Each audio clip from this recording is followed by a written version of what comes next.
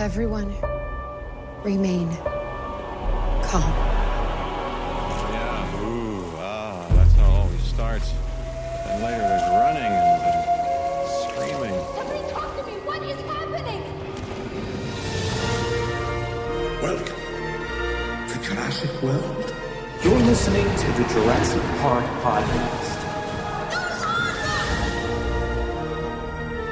You want to consult here or in my bungalow? Hold on to your butt. Well, we're back. Hello, and welcome to the 25th episode of the Jurassic Park Podcast. I'm your host, Brad Jost, and we're here to discuss all things Jurassic Park.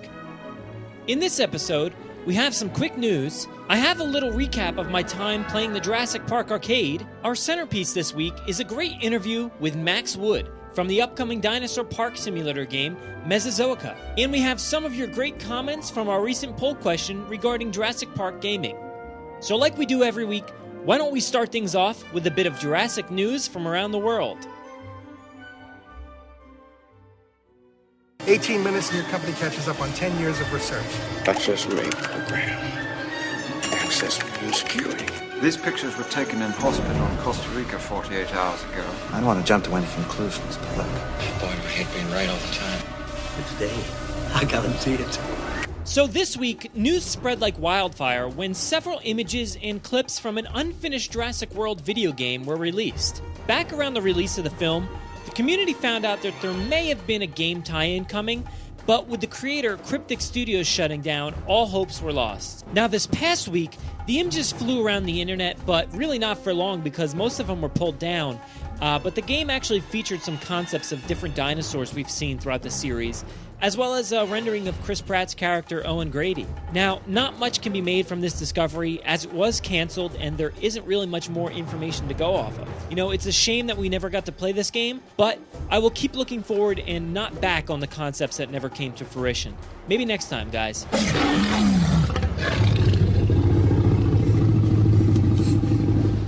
In a pretty in-depth article on PRI.org, they point out that dark matter may have had a part in killing off the dinosaurs. Now, the death of dinosaurs has always been a bit murky, but scientists are settling on the answer that an asteroid came, hit the Earth, and started volcanic activity and more to kill off the dinosaurs. Now, dark matter may have played a role in dislodging an asteroid from its orbit and sent it straight on a collision course with Earth. Dark matter is kind of a tough concept to grasp, so I highly suggest checking out the article to learn more. You'll find a link to the article in the show notes.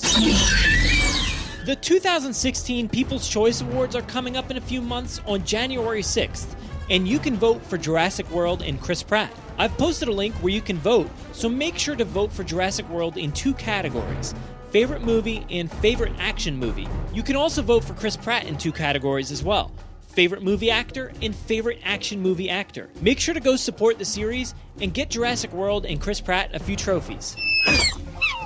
Before we head out of the news section, I just wanted to let you know that Jurassic World is coming to Redbox this Tuesday, November 17th. So if you don't already own the DVD, make sure to go out and pick it up via the nearest Redbox. Thanks to JP Legacy for the heads up.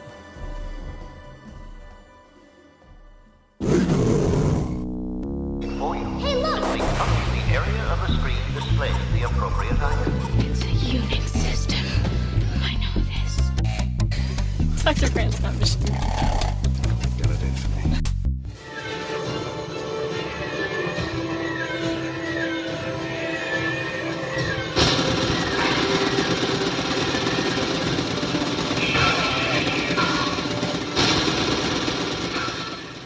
So I just wanted to take a moment to let you guys know I finally got a chance to play the new Jurassic Park Arcade system. And I have been dying to play this thing. You know, I've seen it all over the internet. I've watched a few videos. And especially after chatting with John and Nate from Raw Thrills, you know, the company who made the system, I was just itching to find one. So I decided to head out to an arcade this weekend. And I really had no intentions of actually seeing this thing because the one I went to was actually a real small arcade with not a lot of machines there, but they did have the Jurassic Park Arcade system, and I was super pumped. So when you step up to this system if you've already done this, I'm sure you could attest. It's so beautiful, and you can see the amount of detail that went into creating this thing and how easily it probably attracts, a lot of customers in, to play this game. So the thing had beautiful graphics on the outside. It had an awesome light-up sign for the Jurassic Park logo and a giant T-Rex on top of the cabinet. Now, on the inside, the screen was obviously pretty giant. The seats were comfortable. It had some nice guns in front of you. And I definitely threw down probably too much money playing this game, but I had a blast playing every single moment. Like John and Nate said in episode 19, they put so much work into creating the scenery that we all know and love, and I think that's one of the pieces that I absolutely loved about it. Basically the graphic design of the game and seeing the visitor center, the park gates, and more than that, all come to life. So while it's definitely not a canon storyline from the world of Jurassic Park, it's still a blast to go into the old park and capture all these different dinosaurs. And that's one of the things I really liked. Like John and Nate said, you're not really killing dinosaurs. You're using these guns that have like a freezing power or I think it was like a taser power to go in and kind of, disarm these dinosaurs but capture other ones for other needs down the road. Now, the feedback on the game's guns, it was actually really cool. And every time you shot, you definitely got to feel each and every strike on the dinosaurs.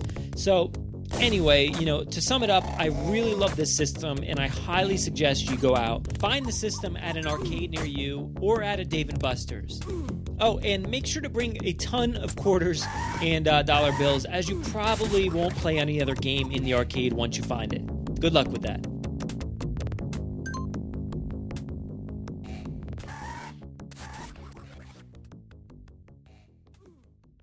Let's open up the doors to the Visitor Center, where I chat with Max Wood from Mesozoica, a new dinosaur theme park simulator.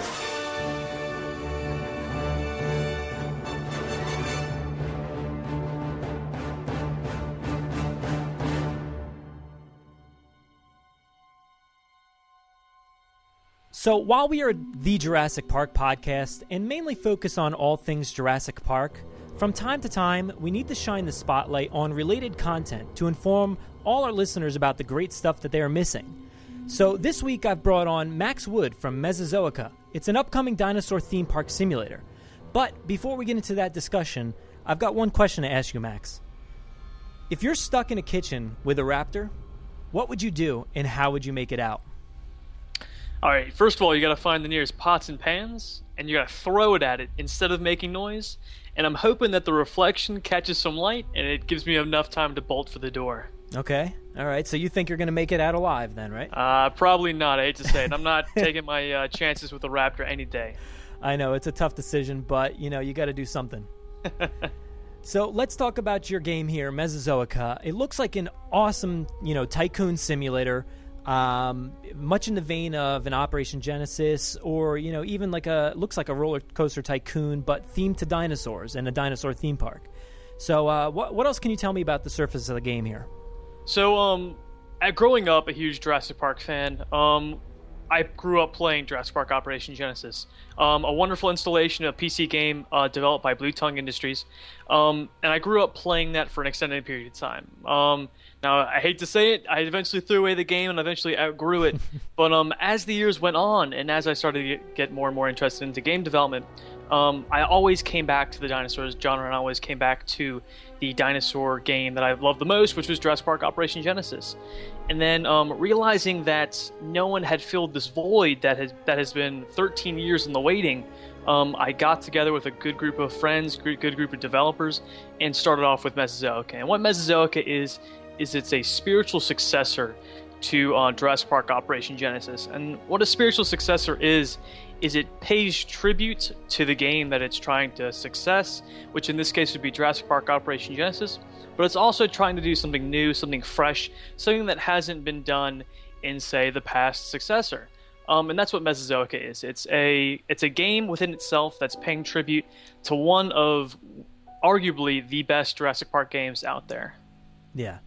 Yeah, you're right. That void has not been filled. And while there are other versions, like I said, like a Roller Coaster Tycoon or something like that, and even more recently with all these mobile games with the Jurassic Park Builder or the Jurassic World version, they don't really live up to your expectations. So right. You guys are creating this one. I've seen a lot of pictures and stuff online, and it looks amazing. I've seen a little bit of gameplay. It looks like on your Kickstarter there, because you guys actually did a really successful Kickstarter, and I think you reached at least 55,000. So that's pretty awesome.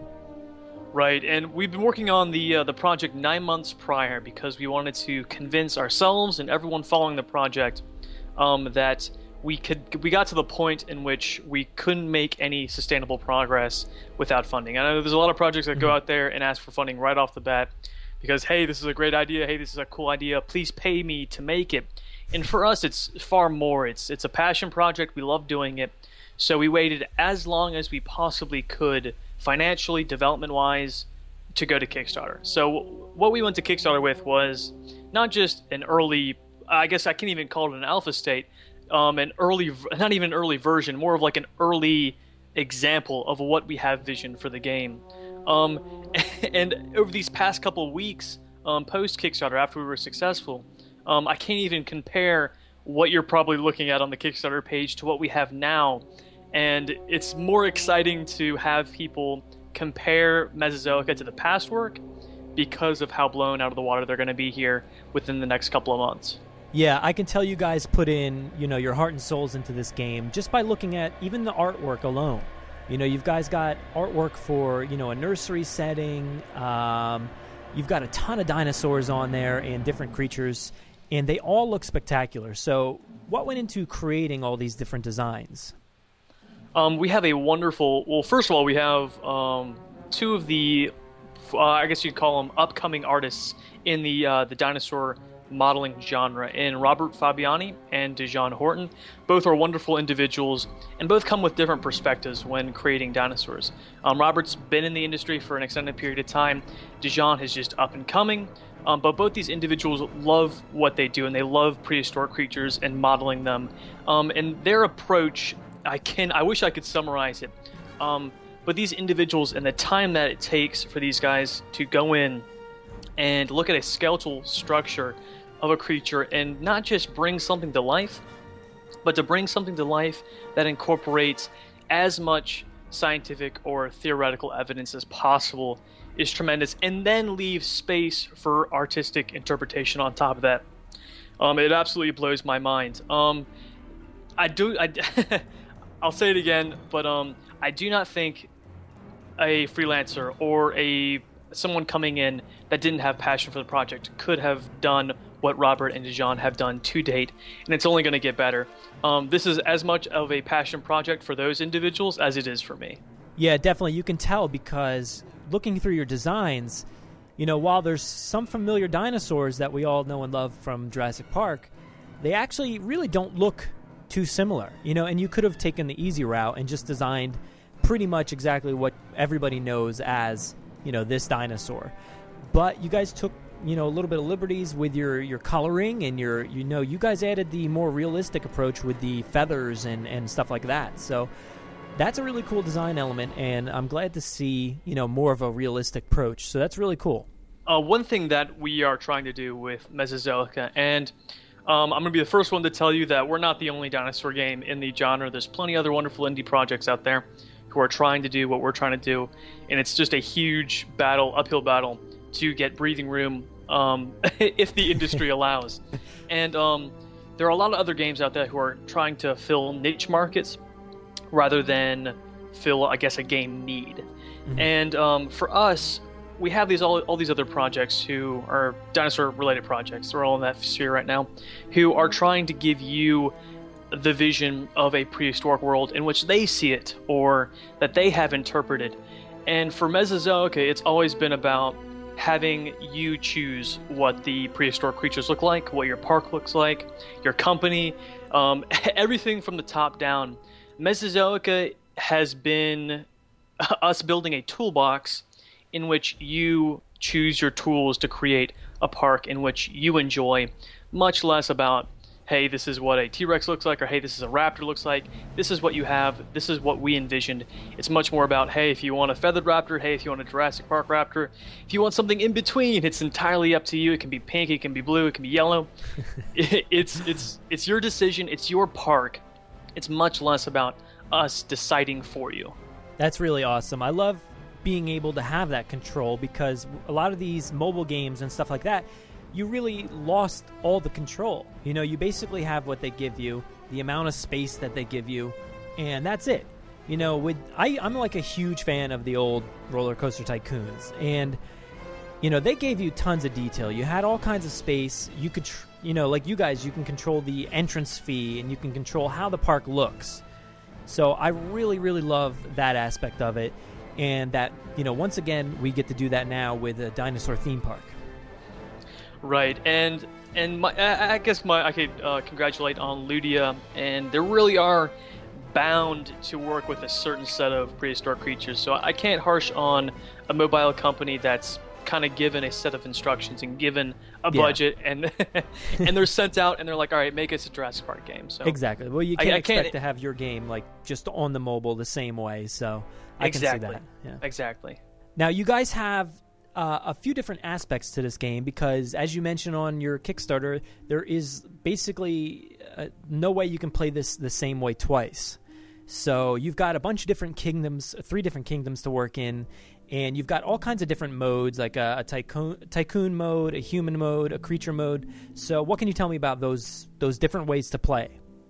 So a design challenge, which is kind of what we look for as a game designer from the development standpoint. When you have a game, you look for issues, you look for challenges that you're going to have to solve. And from a very early standpoint, we realized that developing a spiritual successor to Jurassic Park Operation Genesis is going to pose problems. And one of those problems is replayability. And now Jurassic Park Operation Genesis got around that and increased its lifespan by allowing mods, and the great modding community really took that full headstrong, and they've created basically a new Jurassic Park Operation Genesis with those mods. Now with Mesozoica, we're not fully dedicated. We're going to allow modding, but we're looking at other solutions that as developers we can offer to the player right out of the gate to extend replayability and really enjoy what you've created. So these different perspectives that we're offering in the visitor mode and the dinosaur mode and the manager mode, they're not meant to be features. I guess that's what people expect. They're like, all right, this is a game mode or a feature. These different perspectives, which you get to control and play as, don't get me wrong, are meant more to enjoy and experience what you've built from a different perspective. And now the visitor perspective has been done in the latest installation of, I think it's Zoo Tycoon for the Xbox One. They tested that, they played around with that, and it was a great replayability factor. But what we haven't seen is the perspective of the actual creatures, and in this case it's actually dinosaurs. And I think at some point in our lives, if you're a fan of Jurassic Park, you've thought about, hey, what if I was the raptor? Or hey, what if I was the T-Rex? In the sense of Jurassic Park, what would I do differently? Or what would I do in exchange of chasing kids around a kitchen and such? So our goal here is to offer these different perspectives so you really get to enjoy this park that you spent hopefully weeks upon from a completely different perspective. And of course, get to destroy it and chase around visitors, because I think there's an anarchist in all of us, at least a little bit. Yeah, you got to either choose the dark side or the light side. So I could see that being pretty fun, just trying to escape. As some new updates that we currently have with the game that people, our followers on our Facebook and our Twitter, are just now getting to view at, is the complete revamping of all of the game structures. Okay. So if you're viewing the Kickstarter page, you see a lot of concepts. You see a couple of models of the hatcheries and such.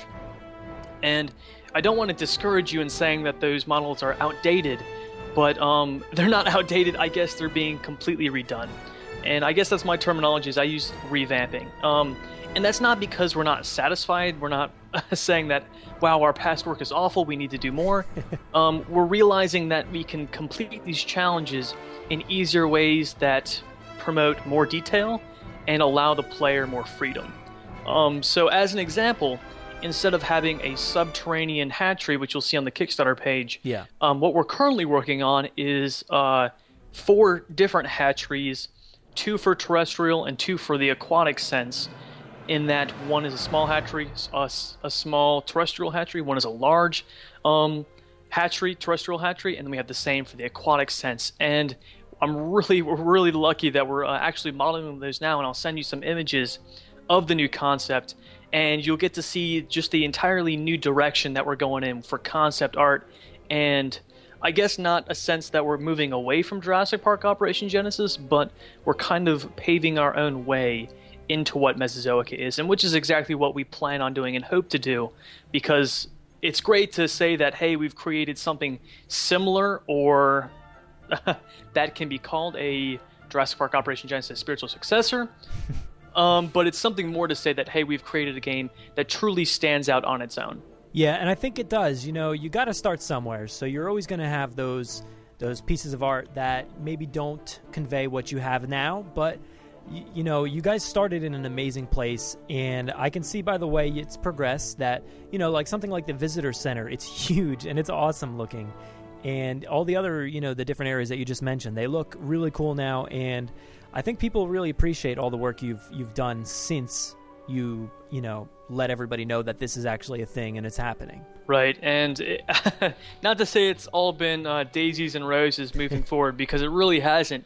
And there are certainly individuals out there who have their own vision for Jurassic Park Operation Genesis, or a Jurassic Park Operation Genesis spiritual successor. But for us, it's been wonderful because we have a great group of individuals, a great community surrounding the game that I really haven't seen since back in the day when I was a community lead for another video game, and it's really been special having a huge community of people passionately trying to improve a game beyond its years. It's something to be said for having the ability to Q&A test models, concepts, and ideas before they're even implemented, so that we can round off the rough edges before we're even done modeling. And that just saves us a rapid amount of time, and we owe it all to the individuals who are in the Facebook group, or who are in the official fan group, who are constantly giving feedback and letting us know what they envision and why we should pursue that instead of, say, a design and theme that we're going in another direction. Yeah, you know, if you've got this great community, sometimes the community can be, you know, amazing and great, but other times it can be really critical. And especially when you're dealing with dinosaurs and something that's possibly being compared to Jurassic Park and Operation Genesis, you're going to get a lot of people that maybe don't like your designs or anything. But you guys are pushing past that and, you know, doing your own thing, and also letting people choose. So I think that's a great aspect of it. You know, like you said, you create the designs, but you also let people pick and choose the way they want to represent their own park and their own dinosaurs. Exactly. And it's for all those individuals out there who may be just stumbling upon the project, or may have a pre-assumed assumption of what the project is. It's not what we envision it. Mesozoica could be something completely different that you envision, and we hope it is. Honest to God, we hope that on release date, we look through the mods, we look through the games and the screenshots, and we see something that we've never predicted before, or something that we would have never thought before. And that's our goal, is we hope individuals take the basic tool set that we're offering. Excuse me one second. We hope that the fans and the players take this, I guess I would call it a journey. We take this journey and they morph it into something more, something that is truly their own and truly unique. So my advice for anyone that just is recently reviewing the project, or maybe stumbling upon it just now, Mesozoica is what you make it. And I know that sounds really open-ended, and like people may be wondering, like, all right, well, that means nothing to me. But Mesozoica is your vision. And I guess that's the simplest terminology that I can possibly use. Yeah, you lay out all the pieces and you let people, you know, do what they want with it. So that's pretty awesome. And like you said before, giving people the option to do something different, with the creature mode where you're able to, inhabit that animal and go through the park and do whatever you want to do. That's something that's really cool, and it brings me back to the old the Sega game for, the Jurassic Park Sega game, where you could either choose to be Grant or you could choose to be the Raptor. And I thought being the Raptor was so awesome in that game. And I don't know if you've ever played that one, but it was so much fun to be the Raptor and do something different than just be the standard human character. So I really like that aspect of your game here. Right, and that being said, I also love the Sega game. A huge fan of it. I think it was truly outrageous at times, but that aside, there are some other wonderful games out there currently, and I can't but to help give them a small shout out, not just because that they've helped us in the past, because I can certainly have some individuals tell us that they haven't, but there are other projects out there like Saurion, Dinosaur Battlegrounds, that in a case that players are looking for something that's a simulation, or something that offers just that vision, and something that's far deeper than what we can provide. They're out there, they're working their butts off, and I honestly hope that these projects succeed, because it's much less about competing amongst ourselves and hoping that everyone succeeds and creates a wonderful game, because in the end, I'm a gamer. I'm someone who's going to enjoy Mesozoica as much as these other games, play as simple as possible. Yeah, exactly.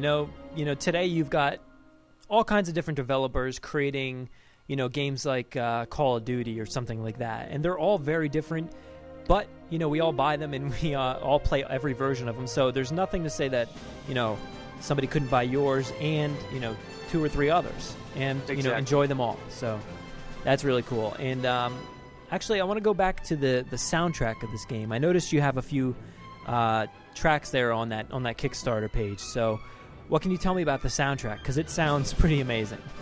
All right, and Nick is going to be great that I'm giving a shout out. Nicholas Revill is a phenomenal composer. Yeah, it was a miracle that we actually picked him up. And I'm going to say this, and it's not a bad thing. There are a tremendous amount of musical composers looking to get into the game industry, and so much that I actually had to do a draft. I guess you would call it a March Madness draft bracket to sort between musical composers. Yeah. And through it all, Nicholas had been very professional, very upfront about what he was expecting, what he wanted to do, and about his passion. His passion stood out to me 100% of the way. And I picked up on his passion, and as soon as he heard about the game and got some more information about it, he picked up and ran with it. Now I'm the first one to say Nicholas is...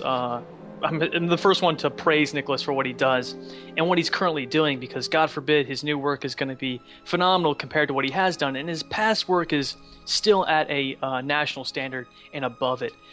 So again, I just cannot say anything bad about the man. What he does is I give him just a very plain and simple perspective. I'm like, Nick, this is what I need. This is where it's going to go. And he takes that such a simple idea or such a simple phrase that I give him, and he puts emotion, he puts a timeline, he really evokes emotion in a player or in a viewer, if you will, that we couldn't do it elsewhere. There's this conception that music isn't important in video games and isn't important in movies because it's kind of an afterthought. You go to a movie to watch a movie, you go to a video game to play a video game, but over this past couple of months I've been working with Nick, music has played so much more of a role in game development and not just polishing a game, but developing a game alongside music. Mm-hmm. So much more less of a additive feature and more of a actual component of the game development in itself. And his work moving forward is one of the most exciting aspects of Mesozoica currently.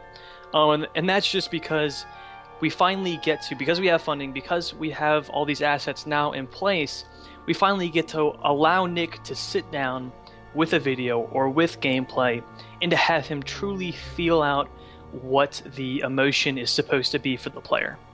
We really just allow him to feel out what should be there and what the player should be feeling. And that's exciting for me. I cannot voice it enough that Nick, with time, in patience is simply one of the best composers out there. And it's a blessing. It truly is a blessing to have him on the team. And as a fan of Jurassic Park, he is up there, if not over top of, I believe, John Williams, the sound producer for Jurassic Park. And it's amazing to be able to work with the man. He's a true professional, and I just cannot wait to not just showcase just his music by the side, but to be able to show you what Nicholas sees in the gameplay combined with his music. Yeah, I went through it and I listened to it, and you're right. There are so many range of emotions there. There's basically like triumphant music, battle music, and a lot of it actually sounds a little hectic. So I could imagine, all the different scenarios that you're going through as a gamer. So I thought it was awesome. It sounds so orchestral, and I think you guys made a great pickup there with him. And sometimes that I review it, and I think that Nick was really trying out me and trying out the project more than anything at times, because I cannot count the times where he's really been an inspiration, been a mentor to me through the development process, and just in life, honest to God. He really has been a mentor through the entire thing, a true professional. And more than anything, it's an honor to have him on the project, because you're going to see not just a video game, but you're going to have an experience when you're playing it. Yeah, it definitely sounded emotional, so I can't wait to see that or hear that in progress as the game is going on. So that's going to be something to see. And continuing on with the recording aspect, I saw that you guys actually went out and recorded animals and different things. What was that process like? And then I talked so much about Nicholas and the musical section, and then we have on top of that a wonderful sound specialist in Ryan. Ryan is a great person to talk to and a great professional by trade. And now what many may not know is Ryan is a truly dedicated individual. Having him, in short, Ryan's role on the project right now is to create sounds and create ambient sounds and music, and I guess you would call all of the sounds from the dinosaurs to the creatures to the sounds of the structures, everything in between is going to be created by Ryan. So when we ask Ryan to go out and get sounds and to create these, basically give sound to these prehistoric creatures, it's not simply something as looking up something on the internet, taking that and putting it in with the dinosaurs. He goes the step further, and the next level of dedication, which in this case is going to these places like the St. Augustine Alligator Farm, and going to these other locations that simply blow us out of the water. And now it's great to, I can't even call it really great. I guess I have to call it an honor to be able to work with Ryan because of his dedication, because of his passion. Moving forward, I am more excited about the sound of the dinosaurs and of the people and of the structures than I am any other video game out there, because I understand the level of dedication that Ryan is going to go to in order to get the correct sounds for everything. Yeah, and I think you mentioned it earlier that a lot of people, don't really think about the music or the sounds even, when they're playing a game or watching a movie, but I've talked about it recently. So much goes into the sound work and recording different creatures and objects and stuff to get the right feel for the game or the movie. And it really is a work of art to try to combine all these different things to create that, that dinosaur sound, or, the sound of the park in operation or something like that. And to add the music in with that, it really creates, the theme, and it helps create the emotion and, establish the environment. So I think you guys are on the right path, because you don't always see a lot of this behind the scenes with people actually going out and recording and getting the right, the right touch for those dinosaurs. So that's really awesome to hear. And it really makes me super excited to play this. No, and it's I think it's kind of hard for people to understand, but I am probably the fan's biggest game alone by myself. And being able to see the process only makes me more excited for the game. Yeah. So for all the videos coming out, I am about 10 times more excited than anyone viewing the videos at any time because I'm sitting here seeing the vision, seeing the progress going forward, and I think I am more ready to see the game come together than anyone out there right now. I'm really excited to be working with such a great group of individuals moving forward and into the future. I really am. Awesome. Now let's bring it into Jurassic Park a little bit. What's your take on the series and even the new film? How did you like that? So I'm a huge traditionalist, and I hate to say it because I know there's a lot of listeners right now who are really enjoyed Jurassic World. I viewed Jurassic World as an installment of what Hollywood kind of envisions as a Jurassic Park movie, which is kind of a shame because they could have done so much more with the movie by itself than what I was expecting. Now, that being said, I loved it. It certainly quenched my thirst for a Jurassic Park movie that I had for an extended period of time. So I certainly was one of the ones that went to it on opening night, enjoyed it with my significant other, and I really had a great time watching it. But I think I had a better time watching it for the second time when I was less excited and less hyped about it because I really got to appreciate the movie for all the hard work that it was. Now, I don't think it compares to the first movie, nor does it compare in like the whole genre because I feel like it's on its own level, if that makes sense. It was created by, Colin and Trevor. It was created with a completely separate team with a different vision. And now what that holds, I have no idea. But when people compare the three movies, I just don't even think they're comparable. I think the first three were comparable in a sense because they were all in the same timeline. They all had the same, a similar vision. And they were trying to quench a similar thirst, I guess. Jurassic World by itself is on a separate plane, separate budget, separate team. So I really can't even compare it. But I had high hopes. I'm glad they certainly moved away from the rumors that, God forbid, that there were human dinosaur hybrids, so I'm definitely glad for that. Yeah, but me too. I'm definitely worried moving into the second series with all these. I guess you could call them rumors, but it's just going to be interesting seeing what they're going to take or where they're going to go with the series. Yeah, it's a very unstable time right now because you can kind of see the direction they're moving with Jurassic World and all the plots that they left open. So it could be a scary time. But I have faith in the team and Colin and even Steven's still working on the project. So it's good to see, that some good guys are involved. And I don't know, but I really hope they don't continue that human hybrid thing. Yeah, I don't know. I think they're going to move, and if I'm probably not right, and you'll probably come back to this interview and be like, wow, he was totally wrong. I really do believe that they're going to, instead of moving more towards a hybrid genre, I think they're really going to introduce more dinosaurs than what we saw in Jurassic World. I think they're leading everyone, not misleading, but hinting at the whole hybrid factor and trying to get people to take the bait that they're going to go in this entirely new direction. But I really believe that they understand what they're going forward with, what they're going for, and what their audience wants. And I really believe that. And now with the announcement that they don't have any more animatronics, it's good and bad. And I know a lot of people are really sad that they won't have these actual creations. But what that does, it allows the directors to really put more dinosaurs and to put more creatures into the movie itself. Yeah, it's. I don't know what to make of that story because actually there's been so many different stories that have really just exploded off of either one line or one sentence that maybe was taken the wrong way. And at least that animatronic thing, it came from one of the kids from Jurassic World. So Nick Robinson, I think, said it. And I mean, I don't know how much you can rely on that. He's not Colin Trevorrow. He's not Steven Spielberg. And I don't know if he really knows anything about the next film. He's not, yet attached to it as of the recording here, but that I think it could go either way. It could be a mistake to not include, the animatronics, but you can see them doing a whole range of stuff with CGI. So I don't know if it's something to worry about or not.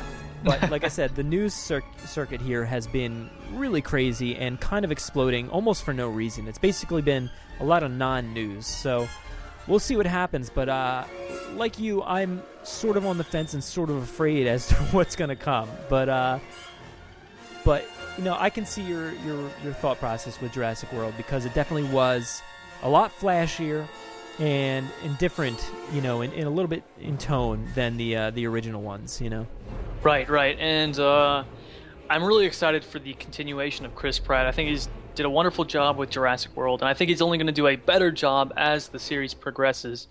And not to call him the savior of Jurassic World, but God forbid, I really do not believe that if they had a different actor in there, that they would have done a better job than what Chris Pratt did. He added that humor along with the whole seriousness factor as well. So I'm really excited that he's included as well. Oh, definitely. I'm really excited to see if all these, like you said, if these rumors are true, or these one-liners that have been extended into full paragraphs are true or not. Yeah. But it definitely poses an interesting conundrum, and I have full faith in the community in our ability to find trailers ahead of time and to leak information ahead of time. Because if there's anything out there, we're gonna find it. Definitely. I think we've got two great leads, going into the next film, so we'll see what happens. But for now, I think we're going to have to wait a little while before we hear any actual news. Absolutely. Do you think any of the old cast is going to come back? I really wish that, not that they need to come back, but I want to see Alan Grant come back partially, or as he's like a citizen or a small part in the movie. Can't remember the terminology for it, but it's like they just appear in the movie briefly, and all the fans, the individuals that recognize the character, can just go nuts and enjoy it. But I don't think a reinstatement of any of the old characters would be good for the series, but I certainly think that a small appearance or like a hint at Dr. Grant or Dr. Sattler would be just phenomenal, and I think it would drive myself nuts and drive anyone who's watched the past movie nuts. Exactly. I think you're on the right track there. I think a lot of us have said the same thing, where we don't want to see them take over and be the new leads, but maybe like they're having some sort of panel on TV just denouncing Jurassic World or whatever's going to be happening in the sequel. So we get a real quick glimpse of them and their thought process, but they're not, the main stars. So I think you're on the right path, and who knows? There's been tons of rumors with them too, but I don't think any of them are true yet. Right. And then hate to say it, just like you said, it's going to be a matter of time. And then as we get closer, the rumors are only going to swirl even more, and then it's going to be a true challenge of pulling out the correct ones. Exactly. So let's bring it back to your game here. What is the timeline you guys have for delivery on the game? So now that we finally have funding, and then we have the assets that we need to actually create the game, we said 2015 Q4 initially, and as the slow process of budgeting and making sure that we actually have the money and the time and the resources allocated to not just create the game, but to create the game well, as that process has been extended, and we really just don't want to make any mistakes here early on, it's looking more and more like Q1 of 2016. And now we know that's not a huge setback, and we know that's not what fans want to hear, but for us it's much more about creating a game that you're going to enjoy for a long period of time, instead of a game that comes out early and faces multiple patches and bugs within the weeks of launch. Yeah, that's smart. So is there any way that people can still help fund your project, or is there any, pre-order or anything that you guys have in the future here? So, and we've been asked this question a couple times, so it's a great question. For us, we're much less about we were hesitant to begin with to go to funding with Kickstarter, because we didn't necessarily want to ask people for money because it's such a passion project. And the only reason we went to funding was because we needed it. And looking at the budget, there's certainly an area in which we would love to have more funds to go out and get different freelancers and to really improve the game quality. But all of that is kind of hypothetical. And while there's still funds, and while we're still currently allocating the budget and focusing on the money that we currently have, that we've been so generously been given by backers and Kickstarter backers, as of right now, no. In the future, yes. If that makes any sense. Oh, definitely. Somebody's got to buy it somehow, right? Exactly. And it's much more out of respect for individuals, because I think that we could have gone out there and said, hey, here are pre-orders for the game right after Kickstarter, because we've had a huge amount of interest in the game post Kickstarter. Now we could have gone out there and asked for more money, could have asked for pre-orders and gone that whole track. But as a gamer, and having seen the whole ridiculous pre-order prices and the season pass nonsense, I have a great respect for the individuals who not only backed us now, but are currently following the project and everything in between. So what we want to do is we want to create, we want to first of all reward the backers on Kickstarter who helped us make this a reality, get them in early closed alpha state, which is really going to be the core of the game. It's not going to have a lot of additional features on it, but it's going to be the core of it. Once we give them that, we're going to roundtable the idea of possibly doing a small window for additional, I guess you would call it pre-orders. But it's more important for us to give back to the individuals and those individuals that helped us initially create the game, because during Kickstarter it really was, we either get the funds to move forward with the project or we don't, and the project merely dies, and it's just 9 months of wasted work. And that was truly a fear of ours, and it was a blessing that we had so many individuals show up and believe in us. And I think for us it's all about proving that those individuals place their trust in the right group of people. Yeah, and I definitely think you guys are doing it right. You know, like you said, you're not rushing your delivery. You're extending it just a little bit, not too long, but you guys are doing things the right way. You've got a great team, and it's already looking like an amazing game. And I hear you guys have an exclusive video that you're going to get to me. What can you tell people about that? So what you're looking at is it's going to be basically all, I guess you would call it pre-gameplay, a pre-in-game gameplay, if that makes any sense. It's the GUI of the game, everything leading up to the actual game state, which is you placing dinosaurs, building your park, and such and such. So it's you choosing the company that you want to go with. It's you choosing your dinosaur advisor, your security advisor, your visitor advisor. You guys will get to see all of the customization that you have before you even start your game, which increases replayability, but it really is showing you guys that before you even dive in, this is your team, this is your group of people that you're taking into your park. Awesome. Well, as soon as I get that, I'll post it for everybody to see, and it'll be an exclusive video just from you guys. So I want to let people know where to find you. So where can they find you on the internet? So currently our best case, our most updated source of media is our Facebook page, which is easy to find if you guys search Mesozoica Game on Facebook. We also have a website at playmesozoica.com. That's our main website. We post a bunch of updates there. We also have a small forum section there. And then for those individuals who really want to get involved and not just be a sideline or be a viewer or be a player, we have a wonderful group of individuals at a Facebook group labeled the Mesozoica Official Group. It's a closed group. We currently have, I think it's 1,600 members. It's all fans of the game coming together, looking at content early and talking about what they want, what they see, what they possibly could add to the game. And it's just like our huge mosh pit of Q&A testers before we can even release stuff, which is great, which we love having. Awesome. Well, I think everybody that listens is going to totally enjoy this game and want to follow you guys and see what's going on. And thank you so much for coming on, and I wish you guys all the luck. No, thank you so much for having me. Thanks.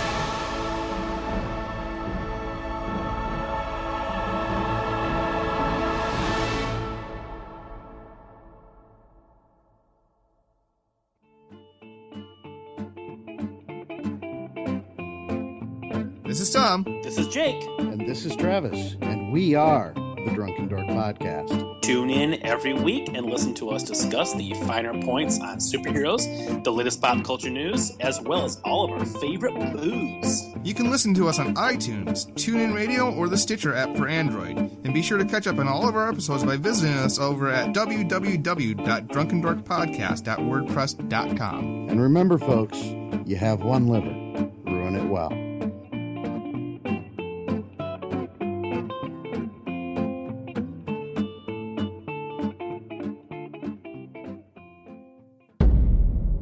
Dodson! Dodson! We've got Dodson here! You just went and made a new dinosaur? That doesn't look very scary. You are alive, and they stopped to eat you.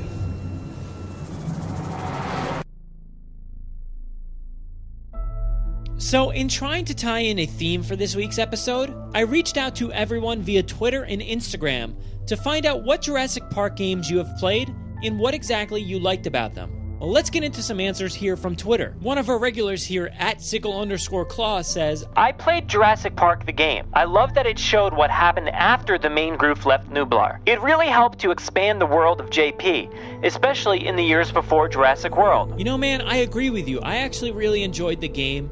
It's a point and click, but I had fun with it. And I think people need to expand their horizons and actually get to enjoy this game.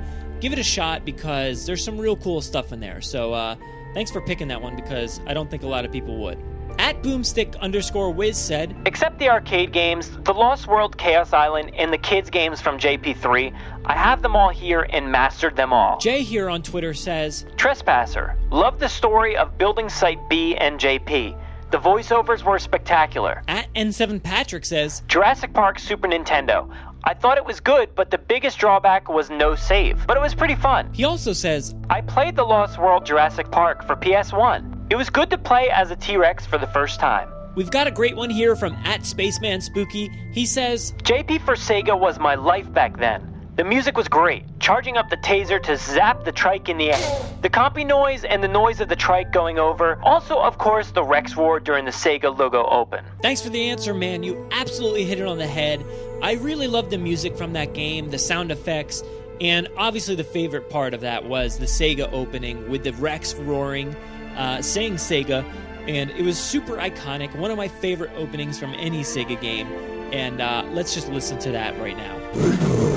This last one on Twitter comes from one of our favorite reoccurring characters from the podcast here, @Jennifer_Lane89. She says, I play Jurassic Park Builder religiously. I used to play that game too. I ended up having to get rid of it for space. And then I picked up the Jurassic World Builder, and I have that on my phone still, but I literally cannot play it because it takes up way too much space. So I'm kind of disappointed by that, but maybe I'll get a new phone sometime soon where I can actually have some space for those Jurassic Park games. Thanks, Jen. Over on Instagram, we have a few results as well. This one comes from ZachAttack1003. It says, Operation Genesis is the best. Dino_MBAL says, I used to play the old Sega and Super Nintendo games. I could play through the Rampage edition in 18 minutes. Man, I'm not sure how you did that in 18 minutes. I'd probably die over and over and over and over and over and over before that 18 minutes was up. We got one here from DaneSoto.795. Jurassic Park Arcade. Hopefully I said your name right there. Jurassic Park Arcade, like I said before, is amazing. I absolutely love it, and I'm going to be spending much more money on that game soon. This last one comes from David_Rosaball. I hope I said that right.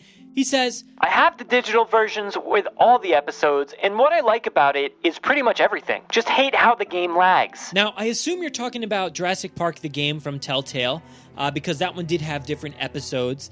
I don't know. I don't remember it lagging for me, so sorry to hear that, man, but it is an awesome game, so I suggest everybody tries it out. Well, that about wraps up the poll segment this week. Thank you so much to everybody on Twitter and Instagram. I really appreciate you guys reaching out and letting us know what your favorite games are and what exactly you loved about them. Thank you so much.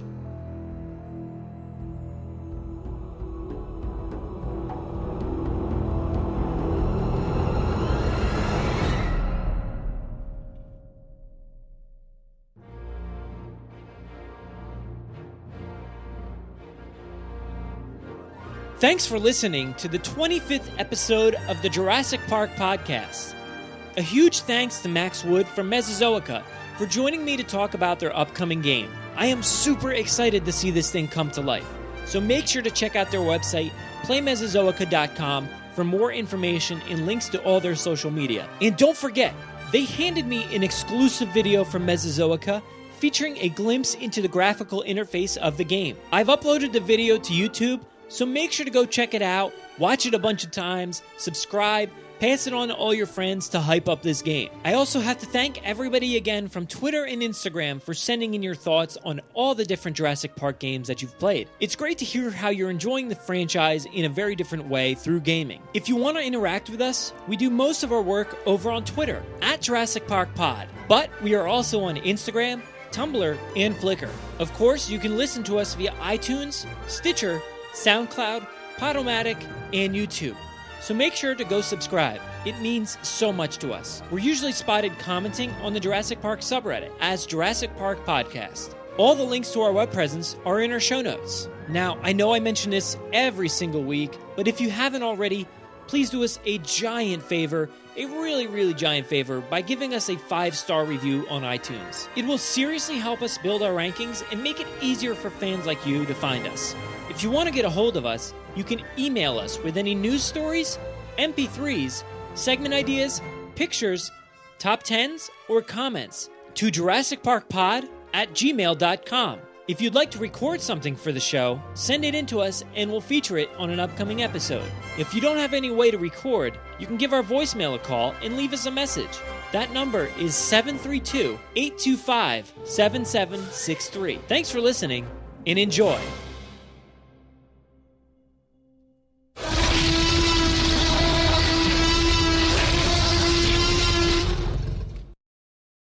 My name is John Parker Hammond. I was born on March 14th, 1928. What follows is a record of certain events in which I took part between the years 1980 and 1997, on an island I will call Site B. Site B was not to be a theme park, but a research station. This was where we did the real work.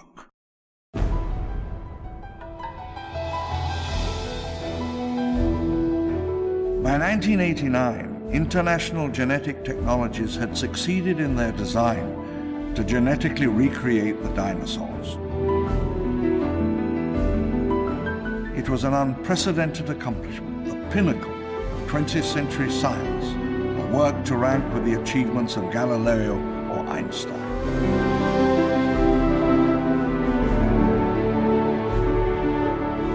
But it was not all so easy or so simple as it appeared. One seldom hears the true history of such events. What happened at the place where the world changed? How it began? What were the reasons? What was the cost?